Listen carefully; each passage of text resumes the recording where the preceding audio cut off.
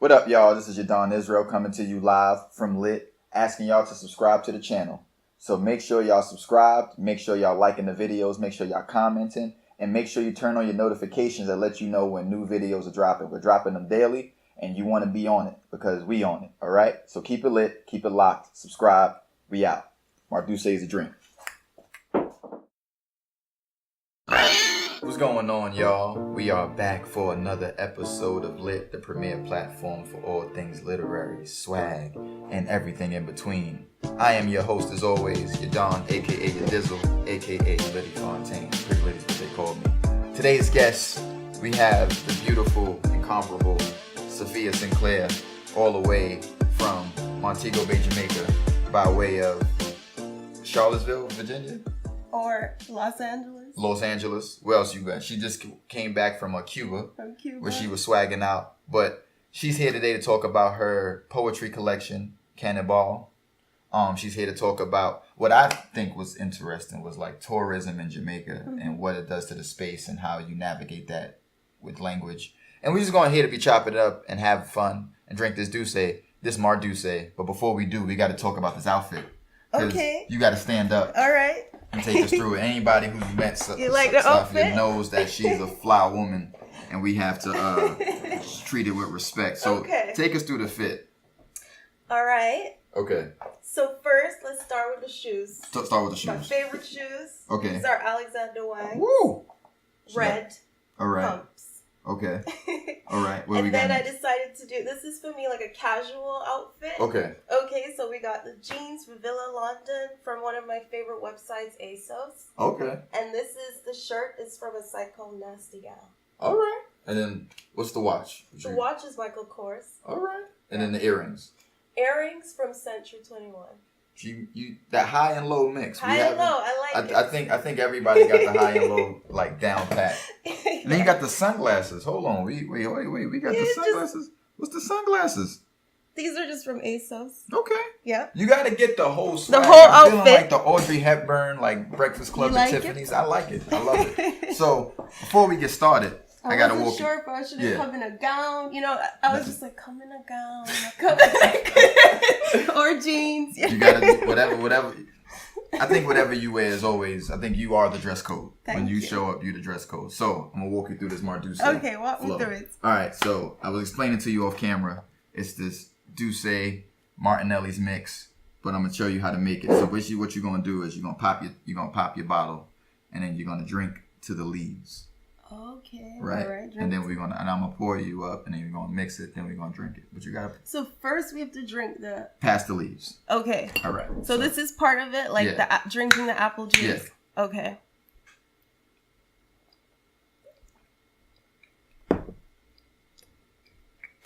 Right. Damn. Okay, did I do it? Yeah, you got it. Hold on. I'm a slow drinker. I can't pour it in if you. Oh wait, yeah. It's all good. So then. Okay. Hold on. It's impolite to not drink with the person you're drinking with. Like, yeah. All right, then you get a rotation going. Okay. This is a whole process. This is a process. Am I gonna have to drink this whole thing? No, I mean, not right now. Okay. Cheers. Cheers. Cheers to what? For being on Lit. For being lit. For being swaggy. For writing the book. All right. For doing your thing. I like that. It's good. Thank you. Very good. Yeah. That's, so like this is something you take with you. When you leave the show, you can have it. This is yours. That's why your name is on it. So. Marduce. Yeah. I might have to start drinking that. That's the idea. So take us to the origins of your background, growing up in Montego Bay. Mm-hmm. What was it like? I'm a Brooklyn boy, so. What was it like? Yeah, just paint the picture. Paint the picture. Yeah. Well, I think it's interesting being from Montego Bay, right? Because so many people have this idea of what Montego Bay is like. What you call it, Mo Bay? Mo Bay. That's the hood. That's what we call it. Space, you're from Mo Bay. Okay. So, it's always interesting. I encounter people and they always want to give me their, oh, you're from Montego Bay? I went there once when I was 5. right? And where does the conversation go from there? I'm just like, that's cool, right? But I grew up in, I was born in a small fishing village in Montego Bay. Okay. Was the fishing village, did it have a particular name? Or yes, it's called White House. Okay. And so that in itself was like a strange upbringing. And I came from a Rastafarian family. Okay. And so my dad is like a strict Rastafarian, which is not the norm in Jamaica. What, strict Rastafarians? Or Rastafarians at all. We're actually a religious minority in Jamaica. So it's like... What's the majority? Christian? Wow. Jamaica actually has the most churches per capita of any country in the world. Damn. So yeah, you know, growing up Rastafarian was very interesting. Like my siblings and I got teased at school, and we weren't allowed to. There are a lot of things that women weren't allowed to do. Like what? You couldn't wear pants. Actually, everything I'm doing right now is forbidden. You couldn't wear nail polish, earrings, lipstick, pants. You know. God damn. Things like that. Okay. Also, most Rastas are vegans or strict vegetarians, you know. So yeah, that was like an interesting way to grow up because my siblings and I were always sort of outsiders in a place that was home. Right. How many siblings you have? I have 3 siblings, 2 sisters, 1 brother. And you are I'm the oldest. Okay. Mm-hmm. Firstborn. All right. Yeah. Yeah. So I think because of that, we sort of formed a very close bond where we were each other's confidants and friends, and we sort of turned inward. Yeah. That we weren't really interacting a lot with like outsiders, or we weren't allowed to interact a lot with other Jamaicans, and so we became like our own insular unit. And I often think like this is the reason I sort of turned to poetry, right? Because there was so much of the outside world that I wasn't allowed to experience, that then I had to dive into the inner world, right? And into books and explore that way. Right. So and then we talked about this. Yeah. You said that your first sort of foray into poetry was through the language of Sylvia Plath. Yeah, well, back it up. Yeah. You know, I always think that my mother is the first person that gave me the language of poetry. How did she do that? Well, she loves poetry, right? So when we were growing up, she would always be reciting poems that she remembered from school. And she would have us learn poems and do recitations, and we'd always be singing. And my father is a musician. Okay. Right, so that's also part of poetry. Did he play? Did he sing? He plays guitar. He writes his own songs, and he sings. Okay. And so we were always a musical family. My siblings and I once had a band. We like went around Jamaica singing songs about saving the environment. Oh shit, y'all were hippies. I mean, yes, we were. Yeah. So you know, I always had the music. Yeah. I had the language of my mother, the storytelling of my mother, and I had the also the language of Rastafarianism, which is sort of born in rebelling against English language. Okay. And so the love of poetry was born with my mother. Oh, okay. And you know, I started writing, and in Jamaican schools we're still taught like the old British poets like Wordsworth and Blake, Longfellow. And so that was sort of what I studied when I was young. And then it wasn't until I was like a teenager. Yeah. Just graduated high school and I started writing poetry seriously. And I found Plath's poem, Daddy. Right. And I was like, oh, this is contemporary poetry. It's not like Wordsworth or like Shakespeare. Just very like... Right. And also it was like, it hit right at the time where I was like very angsty too. And I was just like, this is me. It speaks to me. Right?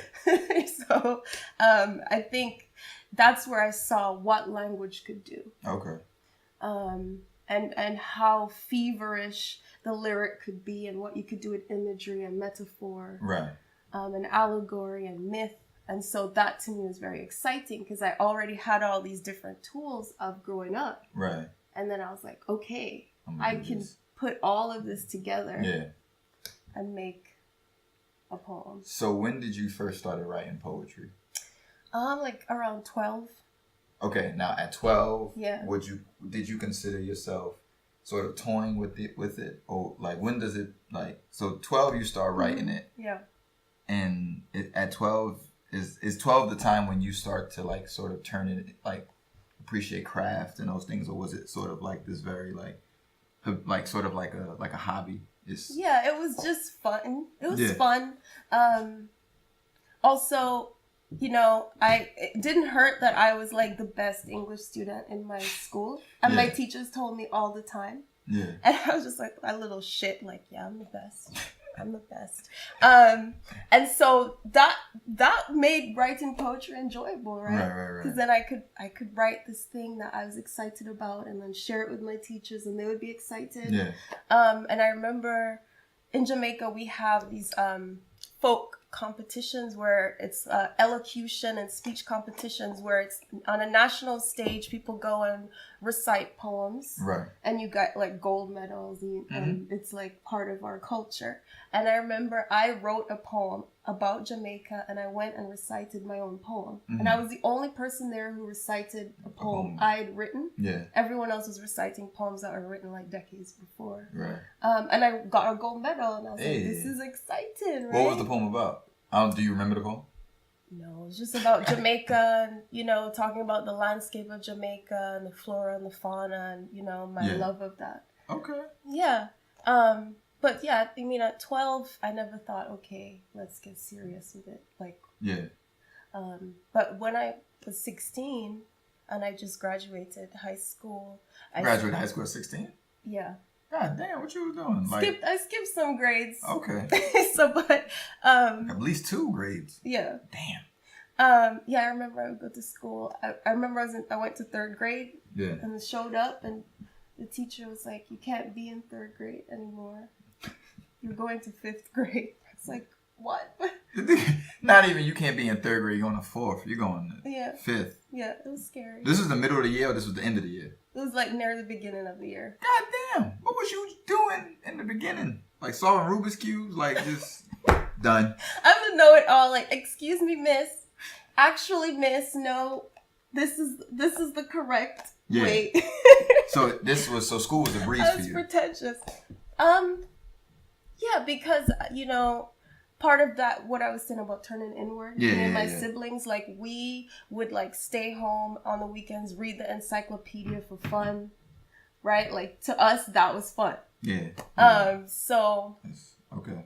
It's a different fun, but all right. Different kind of fun, yeah. But, yeah, I published my first poem at 16. I remember the editor of the national newspaper called me and was like, this is serious, like, we're going to publish you. And I was like, whoa. Yeah. This is so crazy and so great, you know, 16. And it's like everybody in Jamaica had read that poem. It's called Silver. And people would be like, hey, you wrote Silver. Like, and that's dope. Yeah, dudes would be like, give me some of the silver. You know? 16. Like.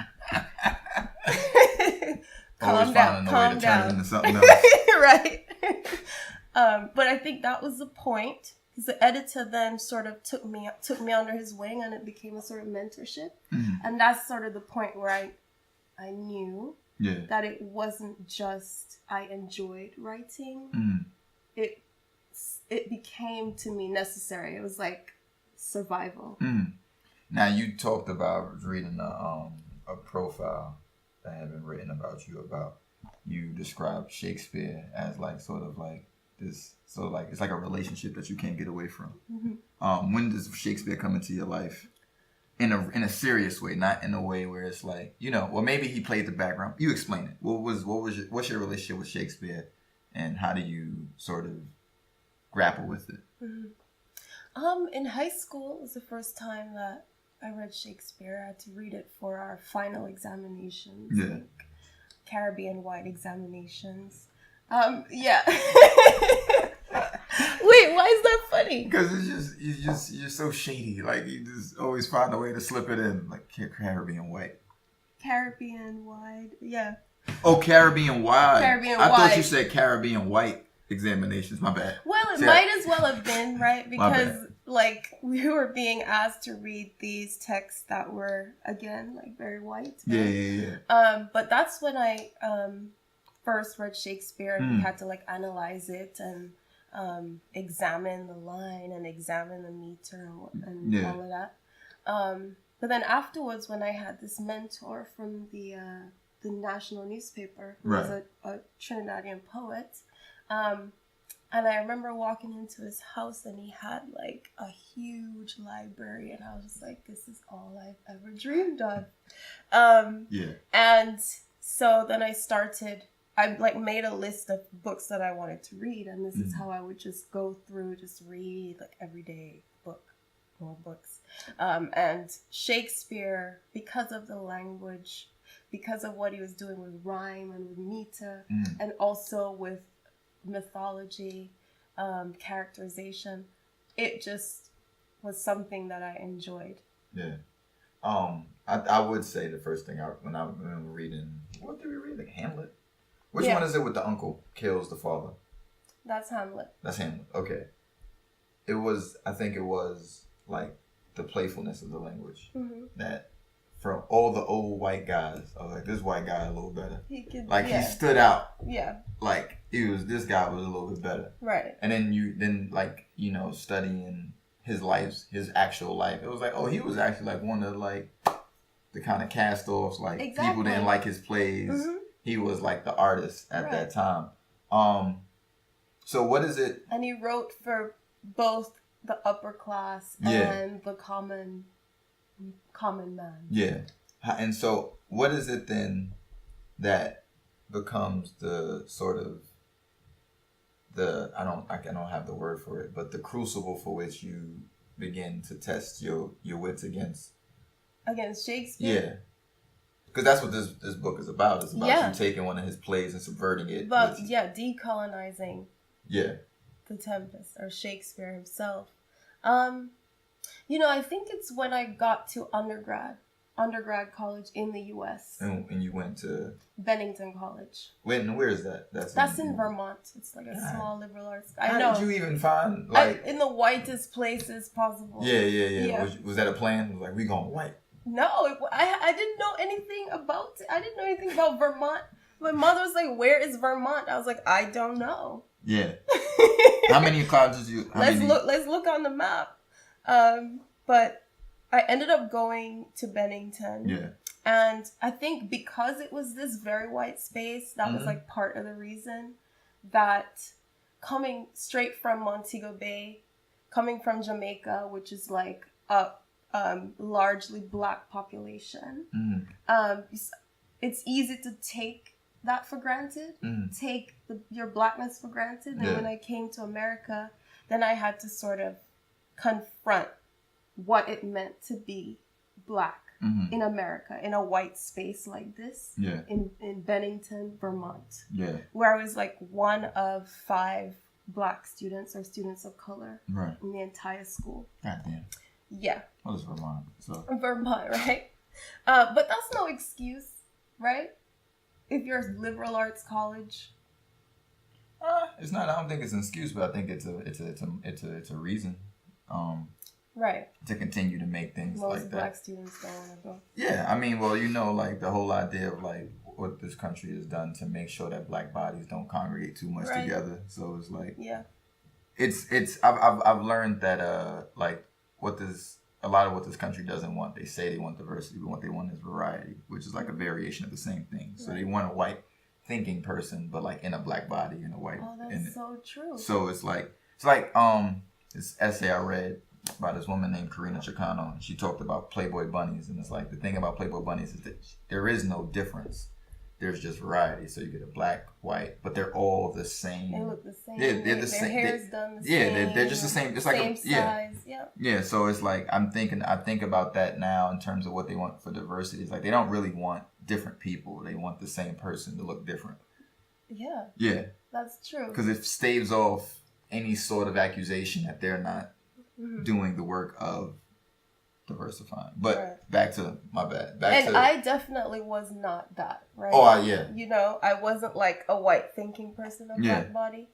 I came from a pretty militant household, right?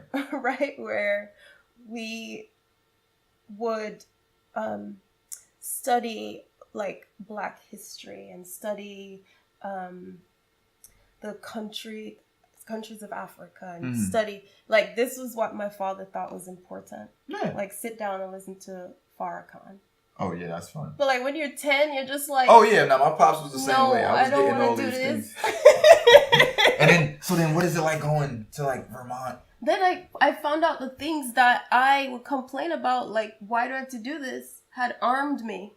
I was prepared. Yeah. I was, like, bulletproof, right? So I went to Bennington, and it was, like, so very white. I read only one Black author in my whole 4 years. It was a short story called Girl by Jamaica Kincaid. Okay. So imagine that. Yeah. Right? So then it was left to me to sort of form my own education of Black literature. Right. But I was in this class where we were doing a senior thesis project. And I was writing these stories about Jamaica. And I had dialogue that was in patois, which is a Jamaican dialect. And I remember I got back the comments from workshop, and this white girl had written... Crossed out she all crossed the it patois. out and was like, can you say this in English? And that was the moment, right? Yeah. Where I was like, oh no, bitch. Like, I know what I'm about now. Yeah.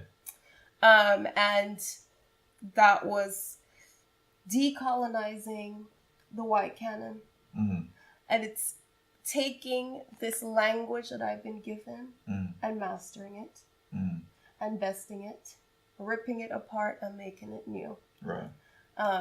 And so I think back always to that workshop where it was like, can you say this in English, right? Yeah, it's the moment of, okay, I could go forward and say, okay, don't use dialect or don't use patois, or like change the way you're thinking. Yeah. If you're going to write and publish predominantly in America, you must do it this way versus doing it the other way, right? And I think so much about that. I think you was about to say something. Did I stop you? No. No, I think about that a lot with language and how much of our image and power rests upon the language we use to describe ourselves.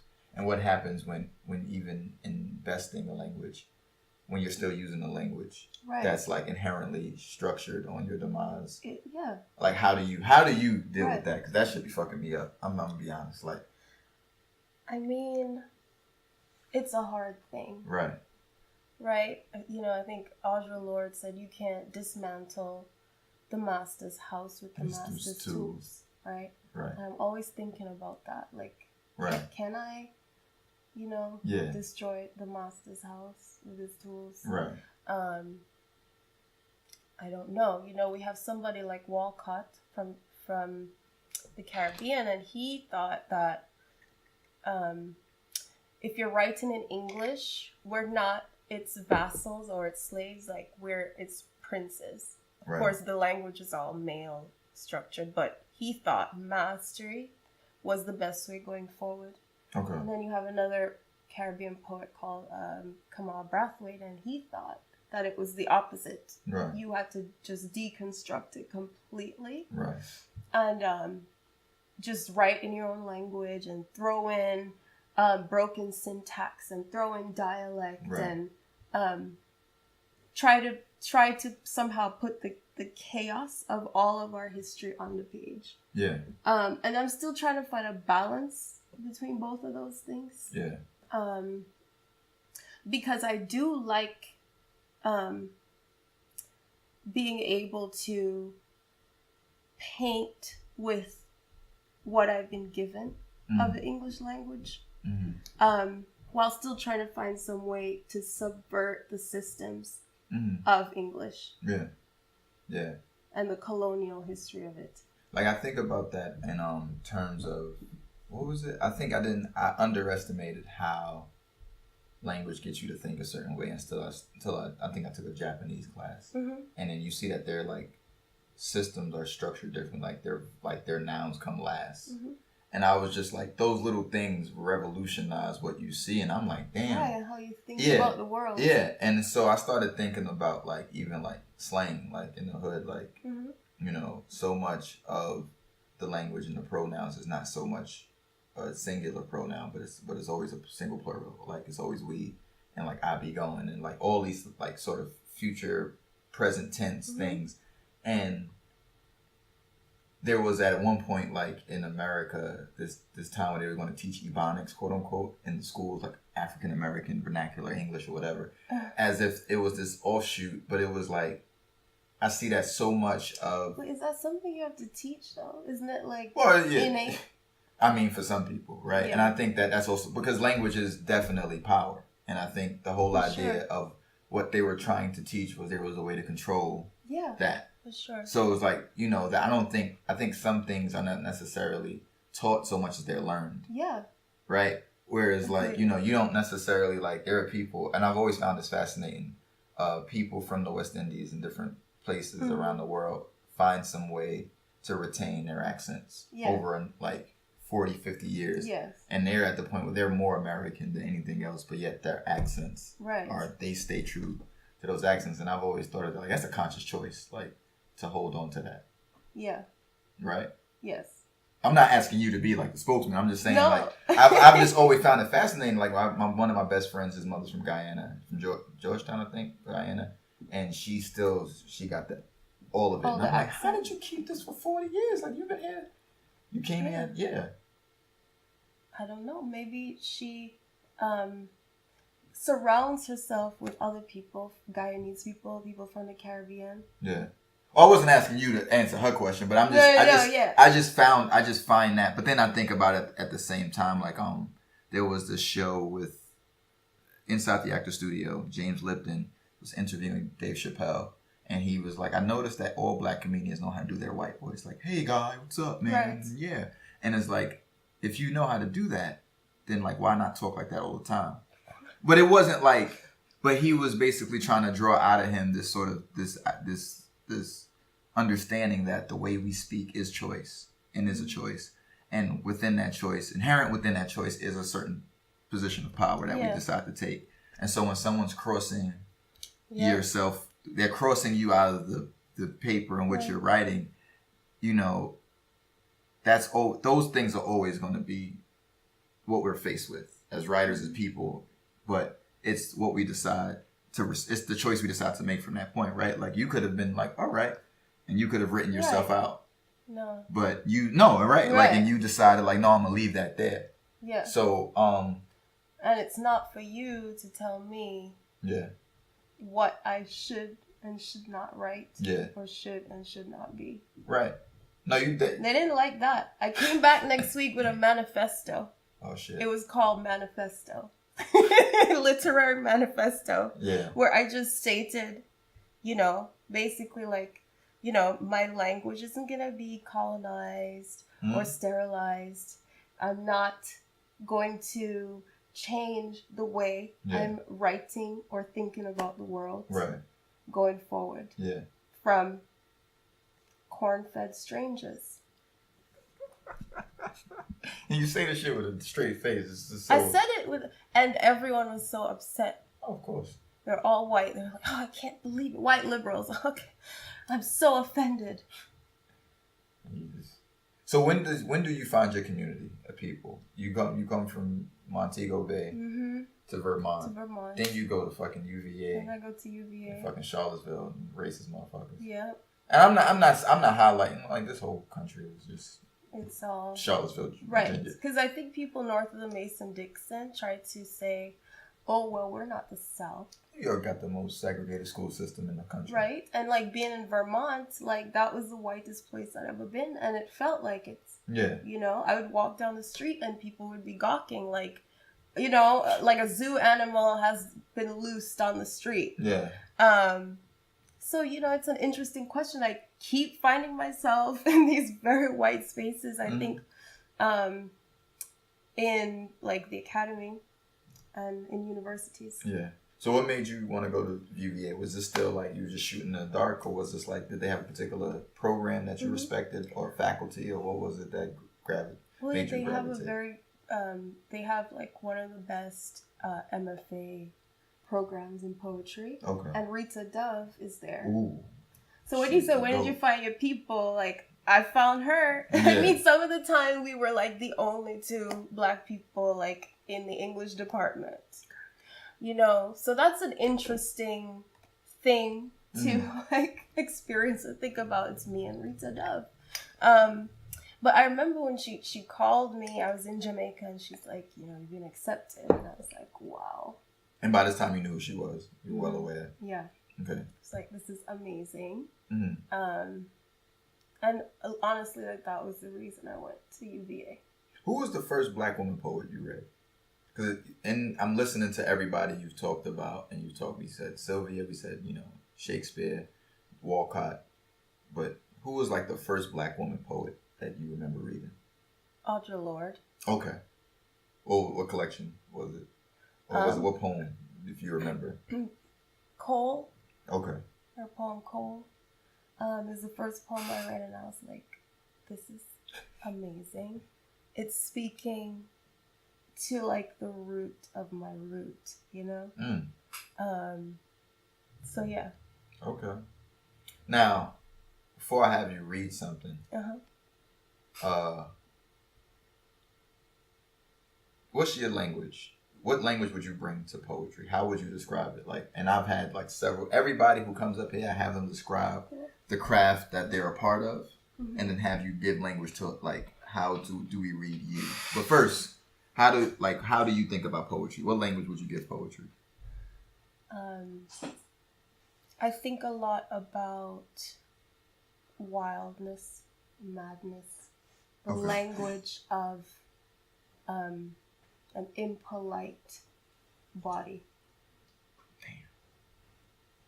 That's poetry. That's poetry. An impolite body. Yes. This is just getting better. Everybody has different things they give it. Like, you know, Jason Smith said poetry is a container. John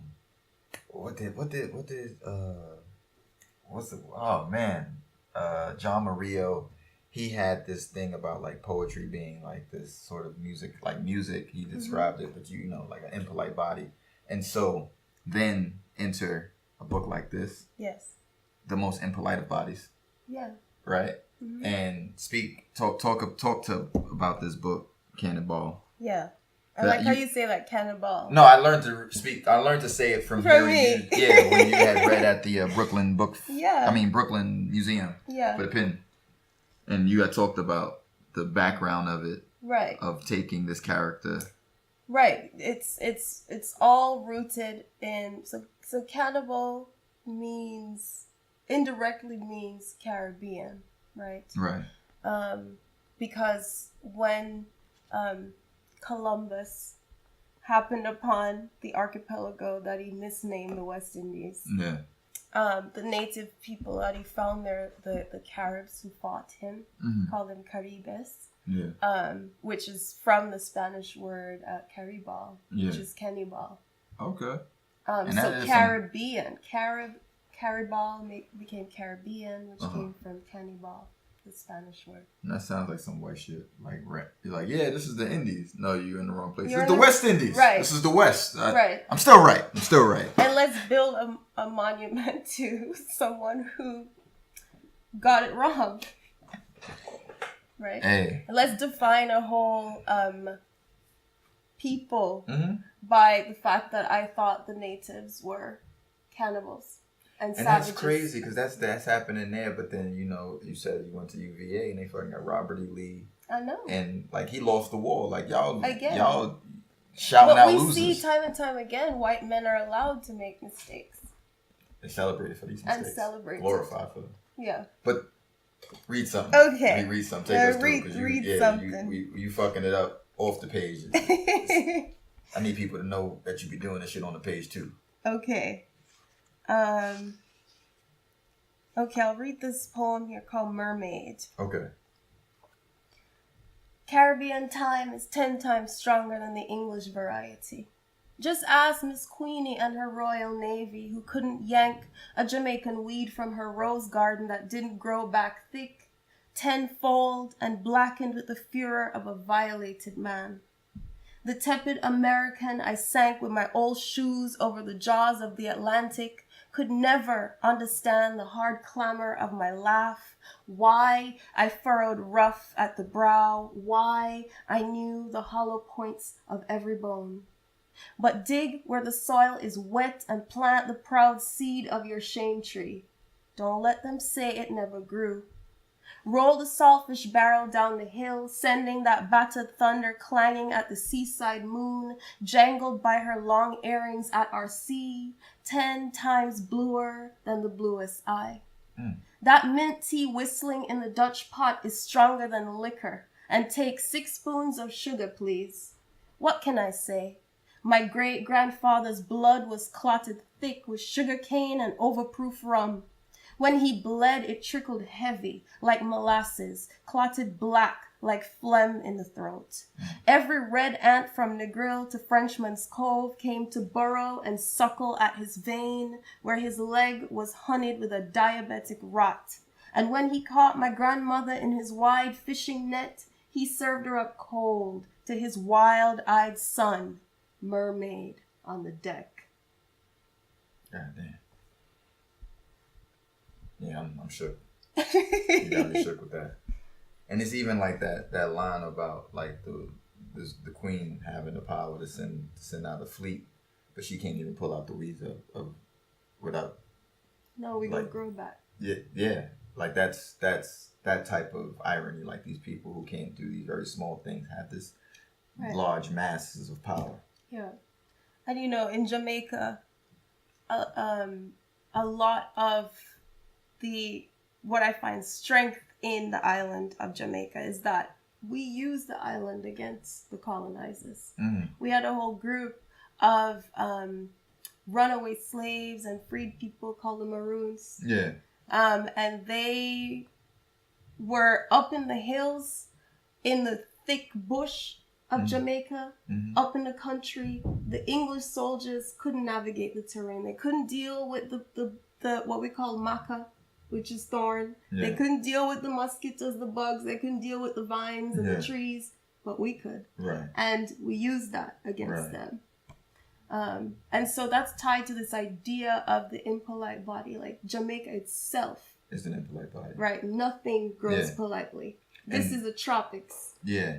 And this is I think it's a great transition into what you had talked about at the Brooklyn museum that kind of fucked my head up, because it was something I was thinking about when you talked about Jamaica becoming this tourist site that has been rendered so touristy that it's like it's made it this impolite body is seeking to be civilized in a way. Speak to that, because in Bed-Stuy I'm dealing with the same thing. Like Bed-Stuy, because gentrification is being turned into like that place that's like we are like this is Bed-Stuy, and now you can get artisanal mayonnaise in Bed-Stuy. Like that's the experience. So when you talked, there was a lot of parallel.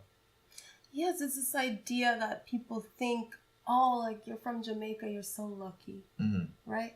That's so cool. You're from paradise. And I'm just like, do you even know what it's like to live in Jamaica, where a large part of the people live in abject poverty, who never even imagined they could dream beyond the village they were born in, the town they were born in, the circumstances they were born in. And, we have people come to our country, they take a tour, they stay in the all-inclusive hotels, and then they go back home. Yeah. That's not Jamaica, right? But it's also, too, that what is seen as the most valuable parts of our country doesn't belong to us. All the beaches, the beach sides, they're sold off to hoteliers, richest Spanish hoteliers. And Jamaicans have to pay to go to the beach. We don't have free beaches. The government isn't protecting this for us, right? It's for others, the foreigners, to come and enjoy. And, in those spaces we're outsiders. You walk into a beach and people look at you like you don't belong in your own country. That's the same shit that's happened in Brooklyn. Like when these, white kids from West Bumblefuck, like Montana, first came, mm-hmm. He was polite, like, oh, hey. Mm-hmm. And then slowly but surely, as more people started to arrive, it's like they're calling cops on people who've lived in the neighborhood their whole lives. And it's like and the thing that really fucked me up is when you talked about the fact that, like, they've disallowed the tourists that come have, like, sort of created such of like a rift where the people who sold things, like the people who sell things to the tourists can't even sell anymore. No, they're outlawed. And I had an auntie who did that, and they, the police would come and they would like beat them up, like take all their goods and throw them in jail. They weren't allowed. They were harassing the tourists, and then they made like a special group of guards or policemen, like task force to walk up and down the tourist area to make sure there were no Jamaican sellers harassing the tourists. So then what? So then who's over there selling to the tourists? Is it like a large percentage of the shops there we call inbound shops are owned by Indians.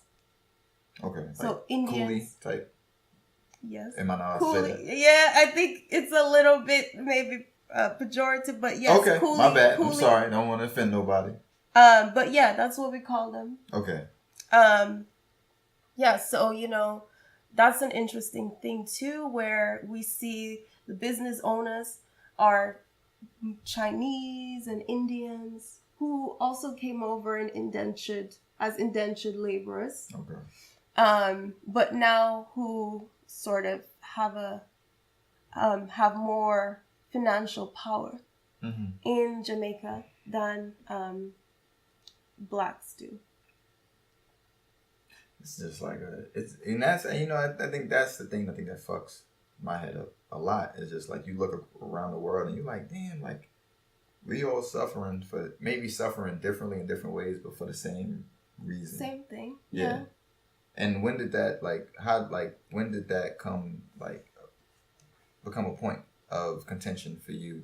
Was it something that was always inherently understood? Because I know even within like West Indian and Caribbean people who come to, America, like a lot of my friends are West Indian, and we sometimes be beefing because they be like, y'all don't, Black Americans don't, blah blah blah, y'all don't work hard, blah blah blah. But then I think the more they start to live here, they're like, nah, like this ain't got nothing to do with work hard. This is to do with it's systemic. Yeah. And it's not regarding of, like, I think what you said about like, this is not about individuals. It's not about individual bodies. This is about masses. Yeah. No, it's true. I don't know. Like, you're asking when was the point that I... Yeah, like for you was this something that you always inherently understood, or did you see, because you talk about being so internalized? Yeah. And dealing with things on the inside. Right. Was this external sort of politicization of your body something that you understood from the teachings of your father and, growing up? Or was this something that, like, the more you started to work out your poetry, the more you started to see this, like, thrumming throughout? Yeah. Well, certainly, my father would talk to me about this, and, this is a large part of the Rastafarian rebellion in Jamaica, which happened during British colonial times. But it's one thing to be told again and again, like, this is the why things are like this, because of history, because of a systemic, it's systemic why we're living where we're living, why we're speaking the language we're speaking, etc. But it's different than to live it, Whereas in Jamaica, we were always different. We were always the brightest kids in school. There wasn't really a lot of struggle that I had to deal with based on my body, except at home, struggling with Rastafarianism itself as a woman, yeah. which is a whole separate thing than coming to America and dealing with and finally seeing that, yeah. well, shit, my dad was right. Like, this is all true. Mm-hmm. You know? And then thinking about the whole structure of, like, even this poetry collection, you know, you talk about poetry being an impolite body, and then English, and even like the Tempest, like the whole idea of what language does to try to civilize impolite bodies. Mm-hmm. And you are showing with poetry that impolite bodies, there's a different set of manners that an impolite body takes. Mm-hmm. But if you are not to learn those manners, then that body is always going to be rude to you. I like that. If you don't learn those manners, the body is always going to be rude to you. Yeah. To the self or to the other? To the other. So, like, you know, like, go back to that situation where Shorty crosses out your words. Yeah. Like, that was rude to her. But it's like, how does she not see that same act of crossing someone's language out? Because if you did that to her dialogue, it would be like, how dare she, right? I know. And that sort of audacity to feel like somebody's way of being and someone's codes are, like, offensive. Right. Like, and also, like, if I don't understand it, if I don't feel included, I would like you to please change it so I can feel included. Yeah. But it's like, some things aren't for you. Imagine that, right? It's the white American audacity. Yeah. And which is his own sense of manners. Like, some people, and the world is sort of cultivated in the sense that, like, even like you talk about, like, gentrification is an expression, you know, tourism in the West Indies is an expression, like, those powers, like, you're supposed to like the fact that we're civilizing. Right. You're supposed to be grateful, like you said, like, you're supposed to be grateful for this opportunity to be given. Exactly. Yeah. Like, let us take your tongue and thank us for it. Right. Could you give us one more poem before we get out of here? Drop one more poem. Sure. Give us the rudest poem you got. Okay. Just get rude. Just get nasty. I get rude. Like, middle fingers up. Just. All right. Just like, I don't give a fuck. Like, this shirt, this city of no fucks. Oh, I like that. I didn't even see that's what it said. Yeah. This is we. So you live in the city of no fucks. You gotta live. That's how we do it. That's how we do it. You gotta. The more I'm coming into this world of being expected to button up, the more I'm like, fuck these buttons, right? Because it's like, we not all being asked that, right? And some people have asked to have more buttons than others, and it's like, nah, fuck these buttons altogether, right? But yeah, if everybody just said fuck these buttons, like, what would happen? Yeah, it's a dream. Nah, no, I don't think everybody knows about that. But I do. I like that. Okay, so what you about to read? So I'm gonna read this poem called "Center of the World." Okay. And you know, a lot of the time when I read it, I tell this story about this white male professor. Okay. At USC. His name's Mark Irwin, and like a couple years ago, he asked to see my manuscript before it was Cannibal. All right. And he said to me with grave concern, called me into his office and was like, I think your poems have too much of a female conceit and they'll alienate male readers and editors. That's that audacity, that white American audacity again. But I was like, you know, it's not an accident. My poems are like this. And if you're uncomfortable, good. You know? Yeah, it's cool. I don't care who's alienated. So, I'm going to read this poem. You say I should get rude. So here it is. Get rude. Center of the world. The meek inherit nothing. God in his tattered coat, this morning a quiet tongue in my ear, begging for alms. Cold hands reaching up my skirt. Little lamb, paupered flock, bless my black tea with tears.